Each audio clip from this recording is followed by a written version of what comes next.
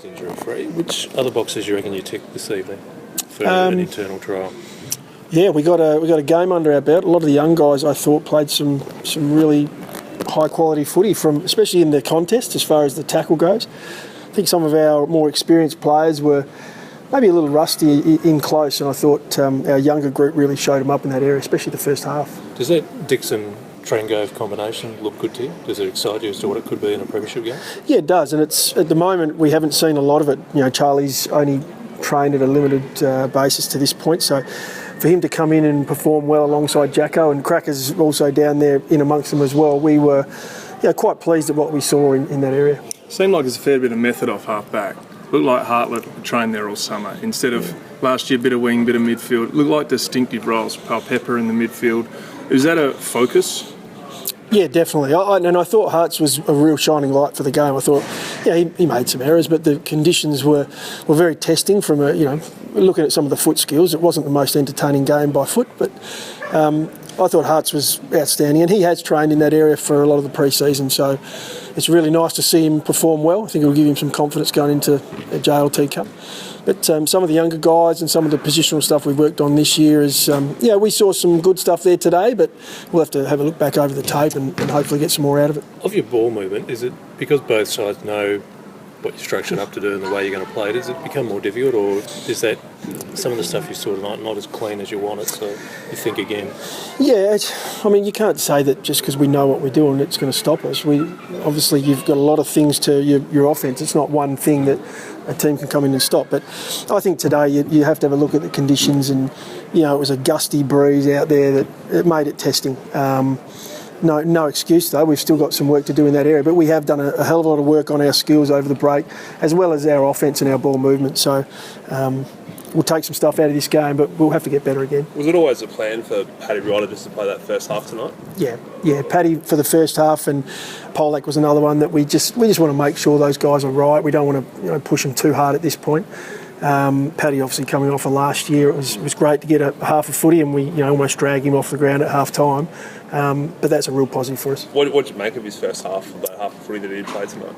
Yeah, look, I thought he started well. I mean, we've Lobes and Paddy and the rucks have been going at it for a fair while now. That's one thing that we can do, is we can play some breakdown drills where they do get into the ruck contest. He's been outstanding. So today was about him getting a half. It wasn't so much about, is he playing really good footy?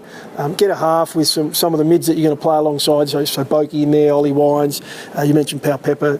To get some connection with those guys was a bonus. One we're talking about is Chad Wingard. We've been hanging out whether he got the engine to play midfield. It looks as if he spent a summer saying, I want to be a competition midfielder.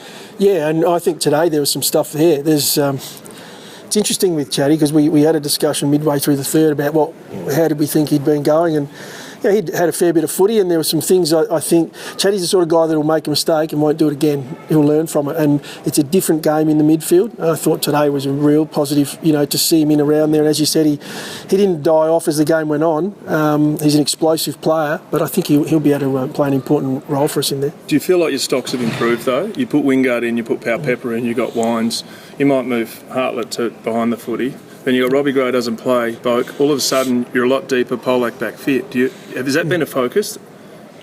Yeah. Look, the depth is something you're really after. And then if you look at the game today, some of our younger mids really did perform well. So that's even more depth. That's without even mentioning some of the bigger names or more experienced names. So you do need that depth, and you need those guys to be able to play multiple roles, not just inside mid. You need wingers, you need some guys at half forward that can come up and play roles as well. So hopefully that's something that we can bring into early part of the season. Yeah, Wingard goes into the centre square, and you think who's going to play that forward line? But Cracker, a lot of defensive pressure tonight. Is that a role he and Jake need to be fighting for?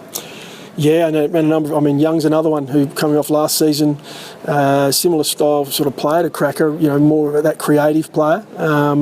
But he was great today, Cracker. I thought he put some pressure on from defence. We know what he can do in offence. We know he's going to create for us, but, another positive. Who can you step up in terms of more game time for your first JLT game? Is there a plan with Dixon, Ryder and all those as to where they're going for the first game? Yeah, slowly. Look, we'll see how they pull up from today. Both the guys you mentioned, Ryder and Dixon, are probably going to be a week by week, but we're keen for them to play. We want to get some footy into them through this JLT. We don't want it to be round one. And Pollock's probably in the same boat, just because of the history. Apart from that, that's really the main guys we're looking at this point. So just remind me, what injuries Pollock's got, or what's he sort of had? No, there's no injury with Pollock. It's just a bit of a history with Polly. We just want to make sure that he's fresh.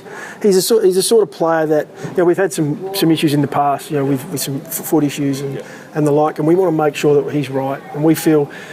He's the sort of player that doesn't need to go hard for 3 games in a row. He finds his touch reasonably quickly. Today will be another bonus for him, and he was a player too that I thought in the first half was probably one of the standouts on that Black team. Focus for the pre-season. We saw last year Elizabeth trialled a few things, lost the game, then your history says didn't take it serious enough. What's the plan now? Is it just go flat out, obviously within reason, to springboard into round one, because the first month looks really hard? Yeah, we've got a really tough start. We're keen to build through this JLT to start well. That's the goal. That doesn't mean we'll play everyone and go as hard as we can through the 3 games, but we do want to see, as I said before, we want to see Charlie out there. We want to see Paddy as much as we can without tipping it over, without going past it. Is the belief that wins, even though it's pre-season comp, builds the confidence in the group? I don't think win-loss is what we're looking for. It's more of how we'd play. So you come out of a JLT game and you don't win. It's not do or die. It's did we play well? Did we play the way we wanted to play? We were able to restrict the opposition in areas we wanted to, and that's what we're looking for. And building a connection and a bit of system about what we're doing. Fair to say Ryder, Dixon and Pollock are all unlikely for next week, given it's only a 6-day turnaround? Again, that'll be one we'll assess. We'll assess that. Obviously Thursday night. It's a quick turnaround, and you're also on Etihad, so slightly different surface. So we'll look at that.